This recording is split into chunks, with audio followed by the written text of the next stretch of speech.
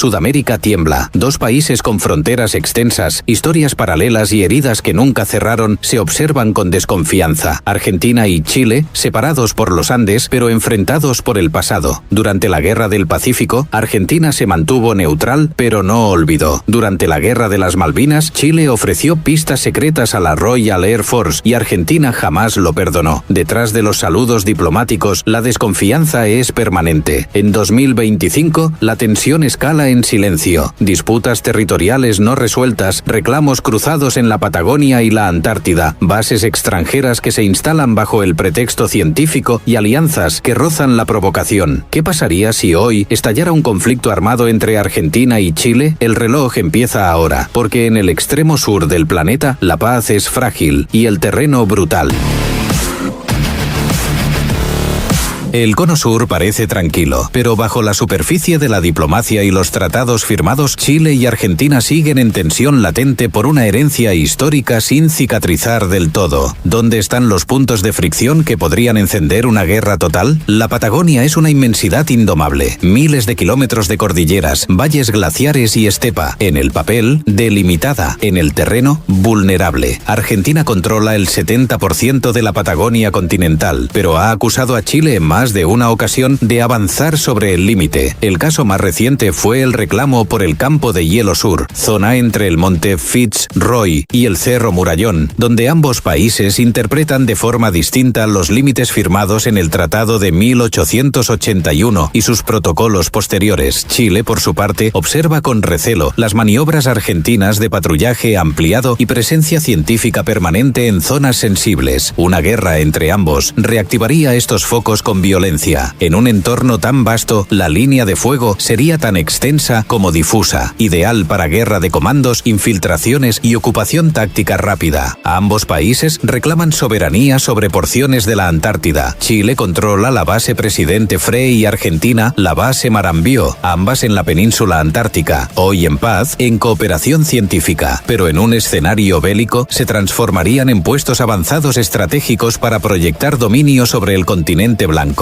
Las tensiones se agravan si introducimos un nuevo actor, las superpotencias. China, con presencia creciente en bases científicas propias en el Polo Sur; Rusia, con interés renovado en cooperación logística polar; y Reino Unido, eterno rival de Argentina por Malvinas y hoy estrecho aliado militar de Chile. ¿Qué pasaría si en medio de un conflicto bilateral potencias externas decidieran tomar posición sobre el terreno antártico para garantizar la estabilidad? Las rutas aéreas y marítimas entre Punta Arenas, Chile, y Río Gallegos, Argentina, cruzan zonas sensibles. El control del estrecho de Magallanes, aunque legalmente chileno, sería un punto crítico de disputa naval si Argentina decide usar su proyección atlántica para bloquear rutas logísticas. Además, en 2025, ambos países han desarrollado capacidades de monitoreo satelital y vigilancia avanzada, lo que convierte a la Guerra del Sur en un conflicto también informático y orbital. Chile mantiene cooperación táctica con Estados Unidos y Reino Unido. El acuerdo de defensa firmado en 2025 con Londres incluye asistencia en formación, inteligencia y defensa marítima. Esto ha sido interpretado por Argentina como una provocación, dadas las tensiones aún abiertas por las Islas Malvinas. Argentina, por otro lado, ha coqueteado con acuerdos con China y Rusia en materia de telecomunicaciones, ciberseguridad y presencia polar. Incluso se ha especulado con la instalación futura de una estación de seguimiento espacial con doble uso militar, al estilo de la ya existente en Neuquén, operada por China. En un conflicto activo, estas presencias aliadas se transforman en objetivos. Bases logísticas, radares, puertos y antenas dejarían de ser civiles o científicas, se volverían blancos militares. ¿Podemos evitar este conflicto? Sí, pero también predecible si no se maneja con inteligencia. Los puntos sensibles están mapeados, las rutas estratégicas están trazadas y la geografía del sur de América, tan inhóspita como estratégica, no perdona errores de cálculo.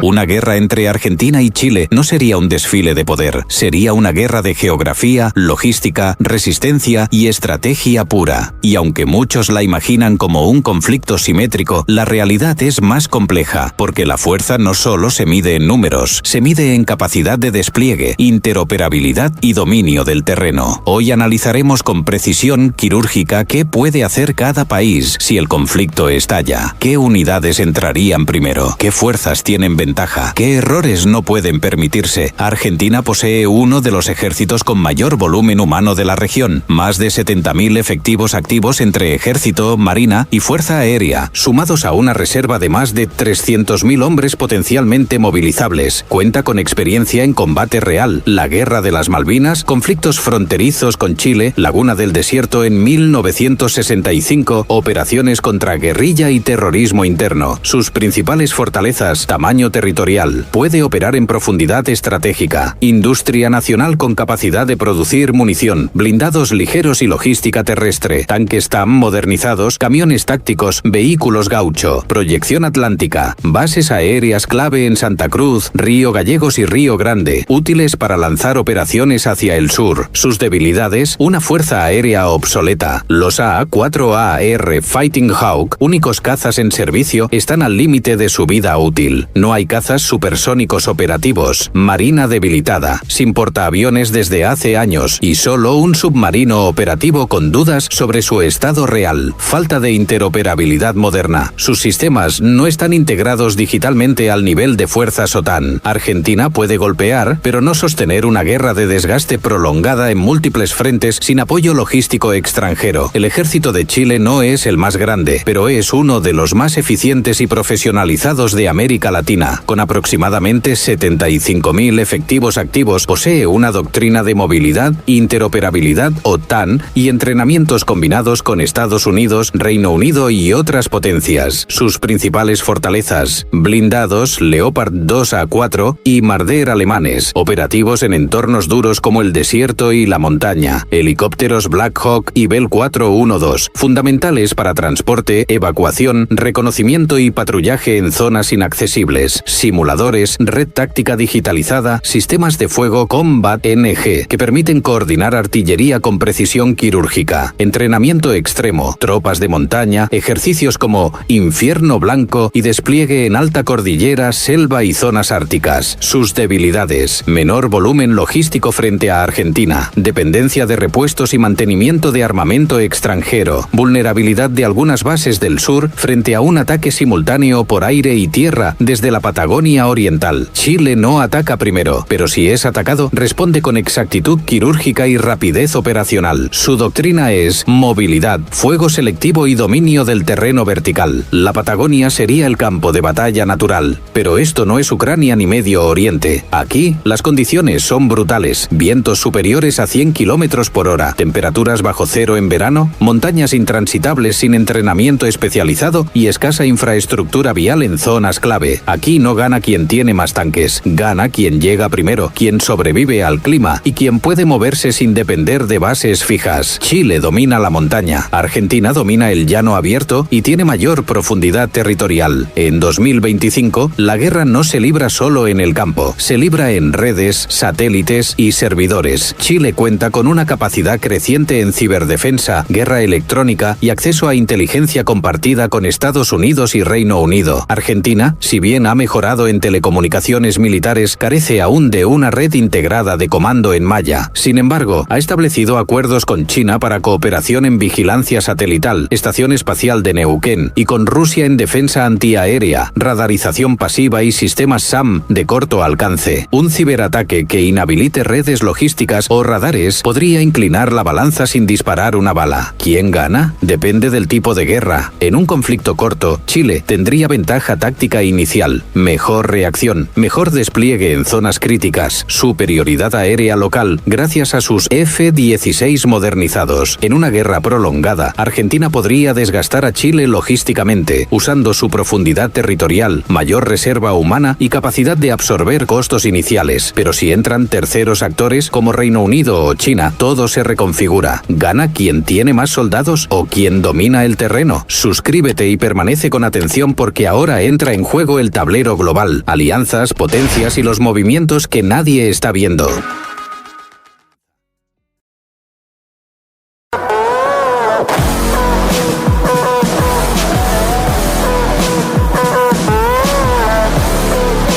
Ninguna guerra moderna se libra en solitario. Detrás de cada nación que dispara hay otra que financia, entrena, observa o manipula. Y si Argentina y Chile entraran en guerra hoy, el conflicto no quedaría contenido en los Andes o en la Patagonia. El tablero se extendería desde Washington hasta Beijing, desde Londres hasta Moscú, desde la Antártida hasta el ciberespacio. La pregunta ya no es quién pelearía en el frente. La pregunta es quién movería las piezas desde las sombras. Para Estados Unidos, Chile es uno de los aliados más confiables en Sudamérica. En 2025, Chile participa en ejercicios conjuntos como Southern Vanguard, ha firmado acuerdos de interoperabilidad OTAN y coopera en inteligencia con Washington. Además, sus fuerzas especiales y comando ciber han recibido entrenamiento directo del US Army. Aunque Estados Unidos buscaría evitar un conflicto abierto entre dos socios regionales, si Argentina se aliara abiertamente con China o Rusia, la Casa Blanca no permanecería neutral. No por Malvinas ni por simpatías, sino por geopolítica pura. Sudamérica es zona de influencia histórica bajo la doctrina Monroe. ¿Qué rol asumiría Estados Unidos en caso de guerra? Proveer inteligencia satelital a Chile, ofrecer asistencia logística discreta y ejercer presión diplomática sobre Argentina a través de la Organización de los Estados Americanos y el Fondo Monetario Internacional. Aquí entramos en terreno pantanoso. Chile y Reino Unido firmaron en 2025 un acuerdo militar bilateral centrado en asistencia naval, formación avanzada de oficiales y cooperación antártica. Para Argentina esto es un déjà vu, una provocación. Recordemos, en la Guerra de Malvinas, Chile permitió que aviones británicos usaran pistas secretas para repostar y monitorear el sur argentino. Esa herida nunca cerró. Y en una guerra moderna, Londres podría ver en Chile un socio ideal para contener movimientos argentinos en el Atlántico Sur y proteger sus bases en Malvinas. ¿Qué rol asumiría Reino Unido en caso de guerra? Ofrecería apoyo técnico en radares, submarinos y vigilancia marítima. Ejercería una intervención diplomática activa en foros internacionales y forzaría una coordinación con la OTAN para bloquear intenciones rusas o chinas en el conflicto. Rusia observa con interés cualquier grieta en la arquitectura occidental. Desde 2023 ha buscado extender su influencia en el Cono Sur. Ofreció sistemas de defensa aérea a Bolivia y cooperación técnica a Argentina en sensores y radares. En un conflicto entre Argentina y Chile, Rusia podría posicionarse como el garante alternativo frente a la presión occidental, ofreciendo apoyo en ciberdefensa, propaganda estratégica y desinformación digital. ¿Qué ganaría Rusia? Insertarse en el hemisferio sur, molestar a Reino Unido en Malvinas y limitar la influencia OTAN. ¿Qué arriesga? Sanciones, aislamiento regional y escalada con Estados Unidos. China no busca una guerra, pero aprovecha cada conflicto para ampliar su influencia logística, tecnológica y diplomática. Tiene una base de seguimiento espacial en Neuquén, opera estaciones científicas en la Antártida y mantiene acuerdos secretos con Argentina sobre infraestructura dual. Y lo más importante, necesita acceso seguro a rutas y recursos del Atlántico Sur. ¿Qué rol asumiría China en caso de guerra? Financiaría infraestructura crítica para Argentina, proveería inteligencia satelital y comunicaciones y ofrecería armas de doble uso bajo la narrativa de defensa soberana. China no intervendría militarmente, pero convertiría el conflicto en una oportunidad estratégica. Brasil jugaría un rol incómodo, no apoyaría abiertamente a ninguno, pero buscaría evitar que el conflicto arrastre a América del Sur a un juego de bloques. Francia y España ofrecerían mediación diplomática, pero evitarían comprometerse. La ONU y la CELAC llamarían al cese de hostilidades, aunque sin capacidad real de frenar una escalada si las superpotencias ya están involucradas. El conflicto no solo se libraría en trincheras, se activaría una guerra híbrida. Desinformación en redes sociales, bots, fake news, deepfakes, se producirían ataques cibernéticos a medios, bancos y gobiernos. Por último, veríamos una movilización diplomática en foros internacionales para ganar legitimidad. Chile, con sus redes OTAN, partiría con ventaja táctica. Argentina, con su narrativa soberanista y antiimperialista, podría conquistar la simpatía popular global si se victimiza estratégicamente. Todo esto ocurre a pocos pocos kilómetros del continente más silencioso y más codiciado del planeta. Bases argentinas y chilenas están a solo horas de distancia. Las rutas de abastecimiento cruzan zonas disputadas. La presencia científica de China y Rusia crece. En un escenario bélico, la militarización encubierta del continente blanco ya no sería teoría, sería respuesta táctica.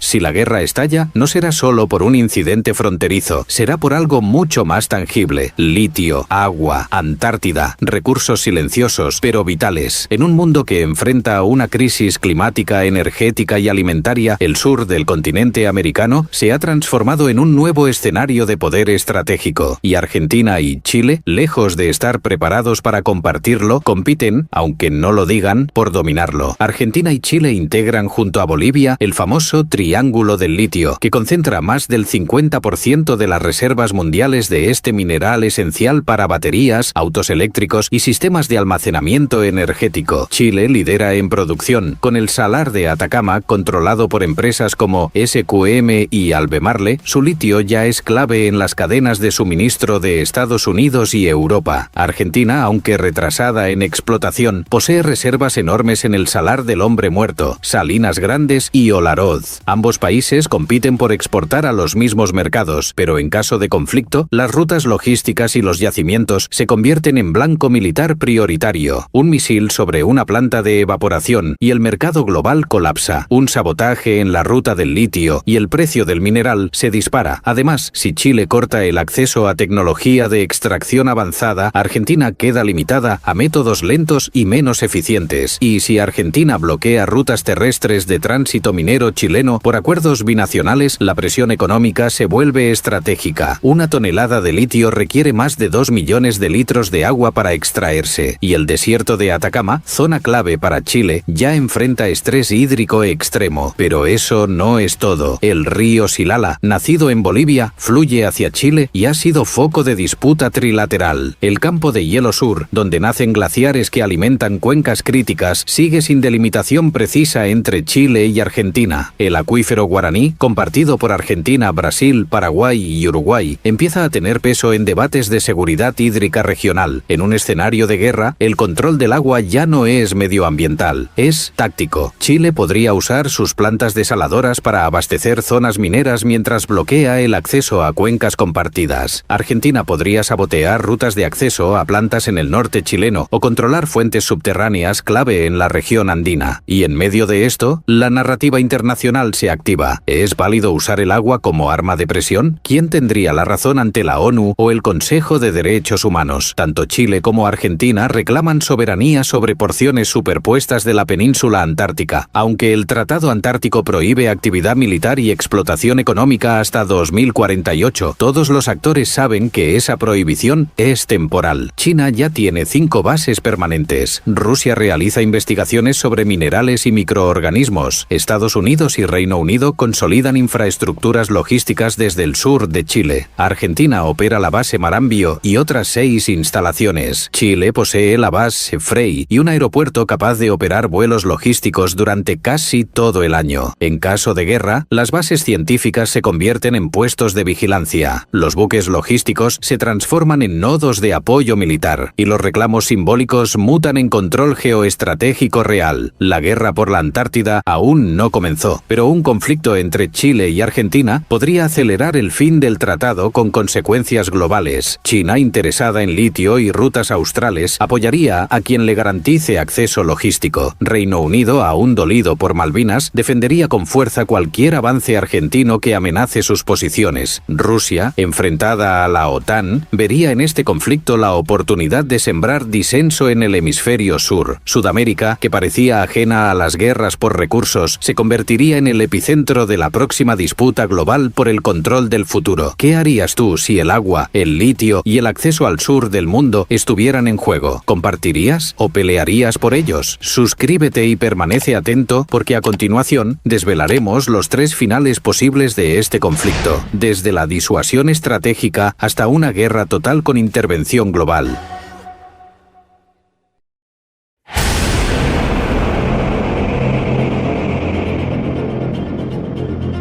Una guerra entre Argentina y Chile no sería un conflicto más, sería un punto de inflexión, no solo por sus consecuencias directas, sino porque podría abrir una brecha en el equilibrio geopolítico del sur del planeta. Basándonos en simulaciones tácticas, análisis militares actuales y precedentes históricos, hoy planteamos los 3 desenlaces más probables en caso de que el conflicto estalle. Tras los primeros enfrentamientos en el sur patagónico, los daños son limitados pero simbólicamente graves. Un convoy argentino atacado cerca del campo de hielo sur, una base chilena parcialmente destruida en Tierra del Fuego, cortes de energía, sabotajes digitales y bloqueos parciales en redes logísticas. La comunidad internacional reacciona de inmediato. Estados Unidos y Brasil convocan una cumbre de emergencia en Montevideo. La ONU impone una resolución de alto el fuego. Reino Unido presiona a Chile para desescalar. China llama a la neutralidad responsable de Argentina. Ambos gobiernos, conscientes del coste económico y diplomático de una guerra prolongada, acceden a un acuerdo de congelamiento del conflicto, mediado por la CELAC y la Unión Europea. Resultado: se establece una zona desmilitarizada en la frontera austral. Se congela el reclamo sobre Antártida por 10 años. Se crea una comisión bilateral de monitoreo de recursos compartidos. Agua, litio. No hay vencedores, pero hay tiempo para respirar. Las hostilidades no paran. El conflicto se intensifica. Chile bombardea un punto logístico argentino en Santa Cruz. Argentina lanza una ofensiva terrestre en un paso cordillerano clave. Ambos países activan movilización parcial. Las bajas superan los 500 efectivos. Las redes colapsan. Hay saqueos, cortes de energía y caos en ciudades cercanas a la línea de fuego. Chile obtiene ventaja táctica inicial gracias a su movilidad y precisión, pero Argentina, con mayor profundidad territorial y reserva humana, comienza a aplicar una estrategia de desgaste. En paralelo, Rusia y China entregan equipamiento no letal a Argentina. Estados Unidos y Reino Unido refuerzan apoyo satelital y logístico a Chile. La guerra se estanca. La población civil presiona por una salida. Las economías colapsan. El dólar negro supera los 1.500 pesos en Buenos Aires. El cobre cae un 40% en Chile por bloqueo de exportaciones. Resultado: se negocia un armisticio sin acuerdo territorial. Las relaciones diplomáticas quedan congeladas por años. El cono sur queda militarizado, polarizado y frágil. Ganó el silencio, pero se perdió la confianza. Este es el escenario de pesadilla. Una operación mal calculada. Por ejemplo, un misil argentino impactando por error en una base británica en Malvinas o una patrullera chilena hundiendo un buque con asesoría rusa detona una cadena irreversible. La OTAN convoca una reunión urgente. Estados Unidos activa la quinta flota para monitorear el Atlántico Sur. China ofrece un corredor logístico pacífico en el estrecho de Magallanes. Rusia envía una flotilla al puerto de Mar del Plata para ejercicios conjuntos. El conflicto entre Argentina y Chile se convierte en una guerra por delegación entre potencias. La Antártida se militariza con presencia temporal de unidades especiales. Se producen ataques cibernéticos masivos en Santiago, Buenos Aires y Montevideo. El FMI y el Banco Mundial suspenden líneas de crédito a ambos países. Resultado: el conflicto termina tras una intervención coordinada de Naciones Unidas con cascos azules chinos, noruegos y brasileños. Se impone una zona internacional de recursos compartidos en la Patagonia Sur y Antártida Occidental. Ambos países quedan políticamente fracturados, con crisis institucionales internas. El cono sur pierde autonomía regional por al menos una década. Ganaron las potencias, perdió Sudamérica. Todos estos escenarios tienen algo en común. Una vez que comienza, detener la guerra ya no depende solo de los que la iniciaron. En un mundo hiperconectado, cualquier chispa puede prender fuego más allá de las fronteras, y si Argentina y Chile se enfrentan, las consecuencias no serán bilaterales, serán hemisféricas. ¿Cuál crees que es el desenlace más realista? ¿Paz forzada? ¿Guerra limitada? ¿Escalada total? Lo que viene ahora no es predicción, es la conclusión de una historia que podría hacerse realidad si no aprendemos de ella a tiempo. Una guerra entre Argentina y Chile no sería un conflicto más, sería una advertencia, un recordatorio brutal de que en el extremo sur del mundo la paz no está garantizada, solo sostenida por voluntad, disuasión y memoria histórica, porque las balas no se disparan solas, las dispara la soberbia, la desconfianza, las heridas que se ignoran. Hoy ambos países entrenan, se alían, se proyectan y el terreno ya está trazado. Patagonia congelada, recursos bajo disputa, superpotencias superpotencias esperando su oportunidad. La guerra aún no ha comenzado, pero los elementos ya están sobre la mesa. Suscríbete y no te pierdas los contenidos ofrecidos a continuación. Lo que viene no es ficción, es geopolítica real, en tiempo real, y tú mereces saber antes que nadie lo que otros apenas comienzan a sospechar.